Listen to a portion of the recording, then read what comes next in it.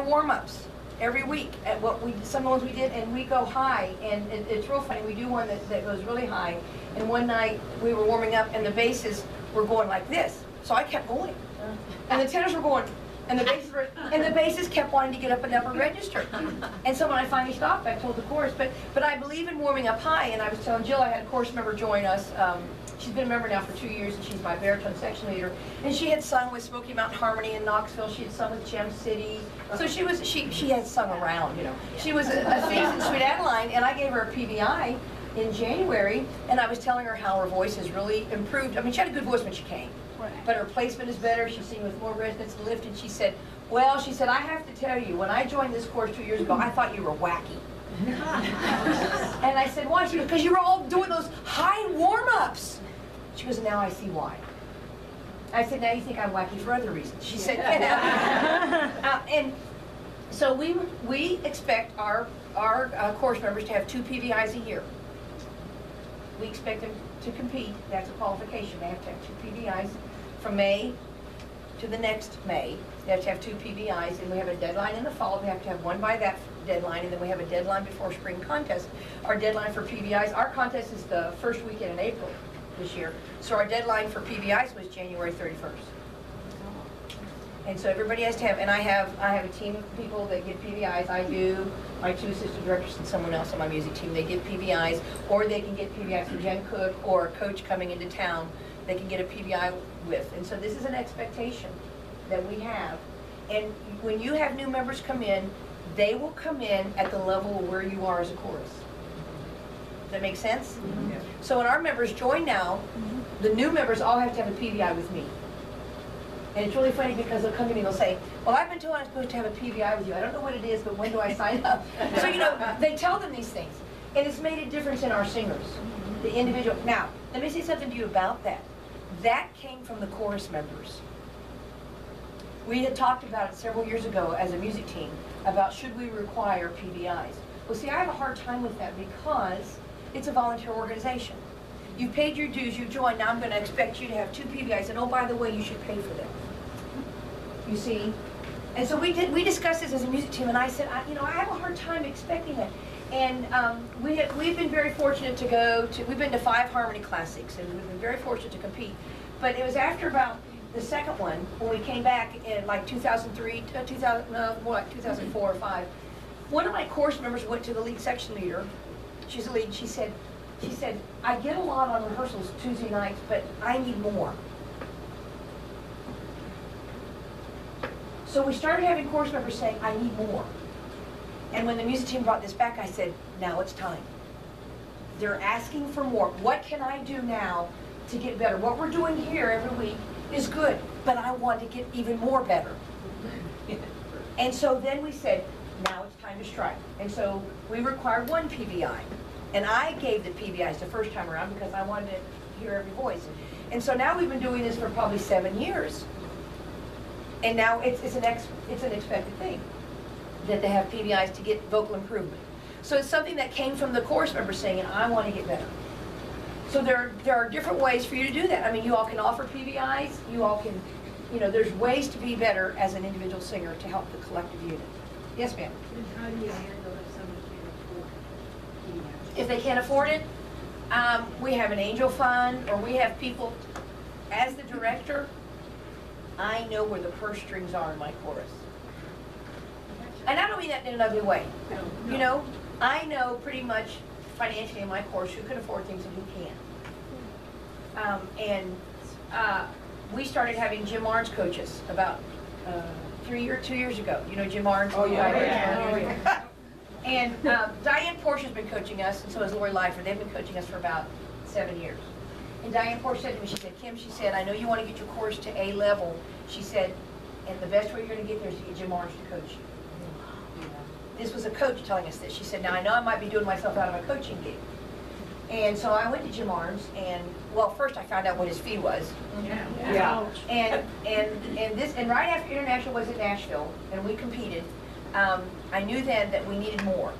And so at International, like Friday night, I pulled aside 2 people in my chorus who I knew were passionate about the chorus, and I said to them, I said, here's where we are. I said, we need to go But I would like to get Jim Martin. I said, but right now, we have used our budget for this year.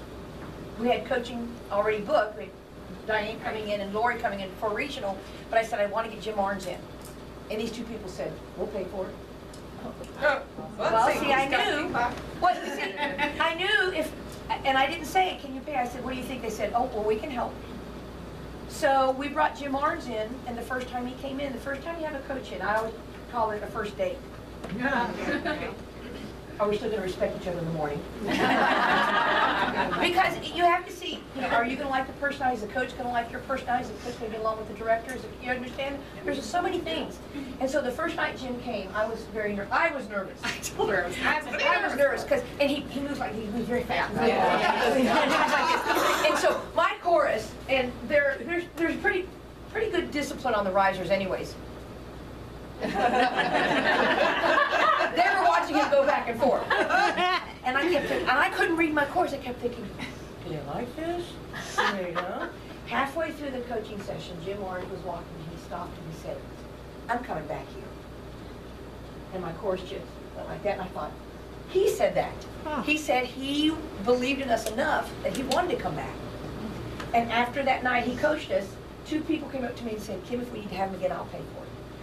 So see, they knew and now of course it's in our budget, but my point is, knowing what my course needed, trying to get them there, and what it takes to get us there. Now it's in our budget, but I know if I need something above and beyond that. So for PVIs, we have people that can help out, do those things. So that's a very good question. You know, we want everybody to improve together, and the economy today is very tough, but there are ways to make it work. There's ways to make it work. All right, let's do one more warm up. Do you do interval work? I know you do. Yes, no? Let's have a B sharp. A B sharp. Good for you. Let's sing all 1, 2, 3, 4, all the way up the scale. Ready in? 1, 2, 3, 4, 5, 6, 7, 8. You know, do you talk Pythagorean tuning here? Not really. Okay. No. Well, all you need to know. Know it. Well, Some of us know it. yeah. Well, you see, I'm not really heavy into it. I don't go sing that high 8 times. Not done over here. But we need to sing 2 and 3, and 6 and 7 really high. Go that again. Here we go. Ready? 1, 2, 3, 4, 5, 6, 7, 8. Sing 8 and come back down. 8, 7, 6, 5, 4, 3, 2, 1. Wow. That was really good, but when you came down, there was a little bit of heaviness. Could you hear it? Yes. Good. So what we want to do is when we sing descending patterns, turn those notes up, and don't sing on the dark side. Don't go to the dark side. Here we go again. Ready? 1, 2, 3, 4, 5, 6, 7, 8. 8, 7, 6, 5, 4, 3, 2, 1. You did great. 2, 7, 6, 5, 4, 3, 2, 1. And here's why. You're treating 1 as the destination. 1 is part of the journey. 2, 1. 2, 1. I can hear the sound. Yeah. 2. So make it part of the journey. Do it again. Here we go. 1 and 1, 2, 3, 4, 5, 6, 7, 8. 8, 7, Right 6, side. 5, 4, 3, 2, 1. that was better, but can you hear 1? There's a bigger gap between 2 and 1 because you're treating 2 and 1. Bubble all the way up to 8. And then over up to 8. Ready and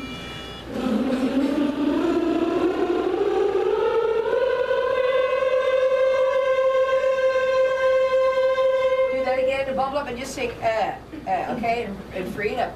Do that again, ready, here we go in.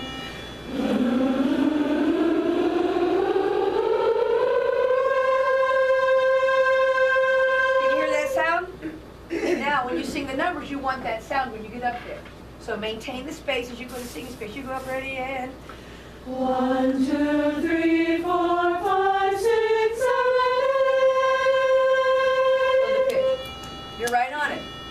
sing the descending. Start on A.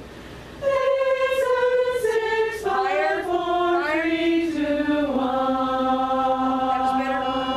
There you go. Can you hear the difference? Now this time, sing the scale. Basses stay on the 1. 1, 2, 3. Baritones stay on the 3. Leads 4, 5. And then tenors go all the way up to 8. Okay. So then here we go. Ready and 1, 2, 3, 4, 5.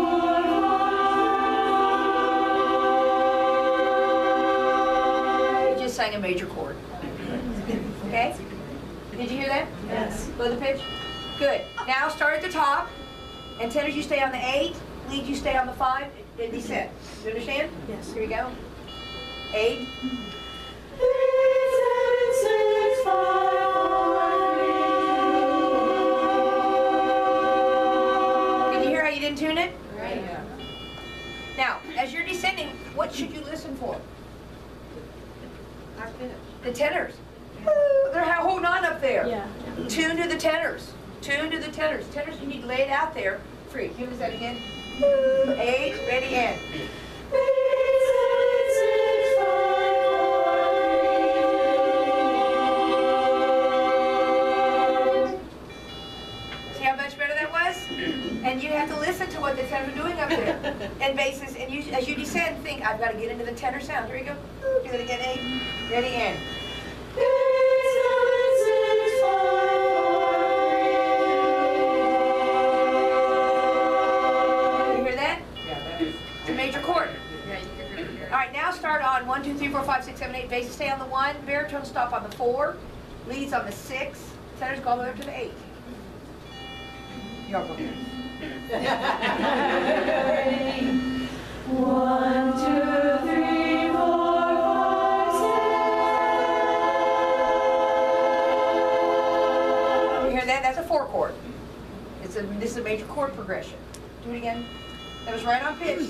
Stay on those notes. Here we go. Ready, and. 1, 2, 3, 4, 5, 6. Hear that?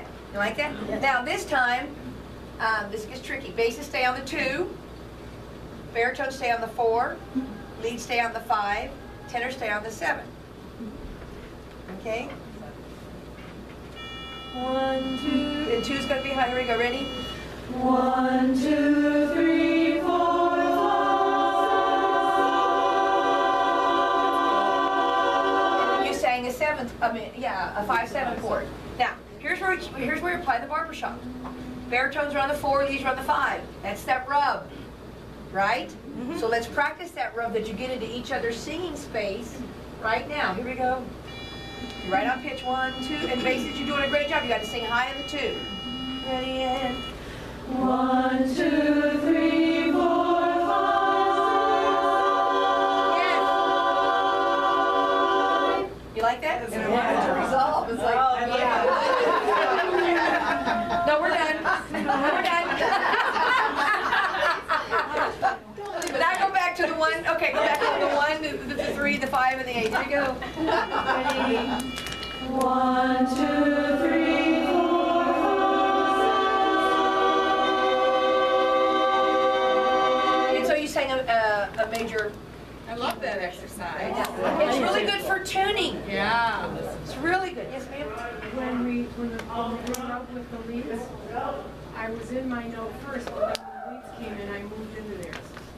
You know what I mean? Yes. I filled, Yes. I tried to fill theirs in by listening. And did you feel this kind of like a little buzz? Yeah, it was great. Yes. I love the concept of getting into each other's singing space, because if you're singing too pushy, you can't, it won't happen, it just. Like And this is just- my note there. Well, and just think of it too, is that you're not letting anybody else into your space. Because there's tension. Sing the scale again. Here we go. Everybody together. Everybody in unison. Everybody, and I want you to stop when I tell you to stop. Okay, ready? In unison.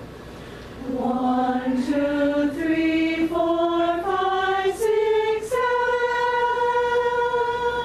Okay, we're done. You want to go on to something else now? Because 7 is called the leading tone. Because it leads you back to. That's why 7 is so important. It's the leading tone. It leads you back into the tonic.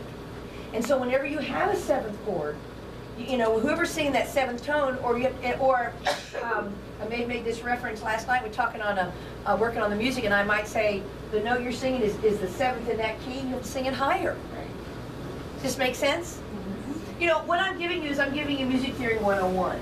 That was not in the contract. That's extra. Okay. You get your lunch for it. Yes. And dessert. I'll pay for that. But you see, you don't have to read music to understand this, do you? Your ear tells you a lot, right? Yeah. So that interval work, that's a really fun exercise. Yeah, I like that. So that's one you can do. It's really good with tuning. The other one is you do the pitch. You do 1, 1, 2, 1, 1, 2. Do you do that one? Yeah. Can we do that one for a minute? Now, we've spent a lot of time on vocal production this morning, but I don't mind. I hope you don't mind either, because this is where the rubber meets the road. Right. This is what we need. And I could spend hours on interval work. I love interval work. I think fun with numbers. So, Are you a math teacher? but you know what? Yes, I was a high school choral director, and my audition choir. We warmed up every day, and we did interval work every day, except we did it on solfege. Do, re, mi, fa, sol, la, ti, do. Did work, and I used to try to think of ways to challenge my kids to singing a scale. And 9 times out of 10, when we sang an a cappella piece, we never flatted. Not why? Because they were resonating. Because I did upper warm-ups. I had my basses singing all the way up to an E above middle C, and warm-ups and stuff. So my philosophy pays off. You know, that we were singing with resonance, and so they hardly ever flatted. So interval work is fun. So let's do 1, 1, 2, 1, ready, and 1, 1, 2, 1, 1, 2, 3, 2, 1, 1, 2, 3, 4, 3, 2, 1, 1, 2, 3, 4, 5, 4, 3, 2, 1, 1, 2, 3, 4, 5, 6, 5, 4, 3, 2, 1, 1, 2, 3, 4, 5, 6, 7, 6, 5, 4, 3, 2, 1, 1, 2, 3, 4, 5, 6, 7, 8, 7, 6, 5, 4, 3, 2, 1. I said something to Jill, and I said, did you hear how heavy 1 is? Yes. It was a destination. It's part of the journey. Now, you do one thing right, is that, not one thing, you do several things right, but one of the things you do right is that you don't breathe after 1. Do you normally breathe after 1? I don't think they did. No. This is a great exercise for intervals, tuning, ear training, and also for sneak breathing. 1, 1, 2, 1, 1, 2, 2, 1, 1, 2, 3, 4, 3, 2, 1, 2, 3, 4. So you sneak a breath, you drop out, and you come right back in. One of the reasons you have sync issues is because people are not breathing correctly. We have our chorus breath plan, right? Within that chorus breath plan is a personal breath plan. Would you agree? Yep. And it has to be the execution of that breath plan. Part of our criteria for my chorus now, they always have to qualify 100% correct words and notes. But for international in Denver and for spring contest, we added another criteria. They had to sing correctly 100% correct words and notes, those two. And they had to execute an effective personal breath plan. So that meant that while they were being evaluated, they're evaluated if they sang 100% correct words and notes, and yet they breathed in a wrong place, or they created a sync issue, or they shut down the singing space, they were told to do it again. It's another level of expectations. You see, we want to get better, so in order for us to get better, we have to have a personal breath plan.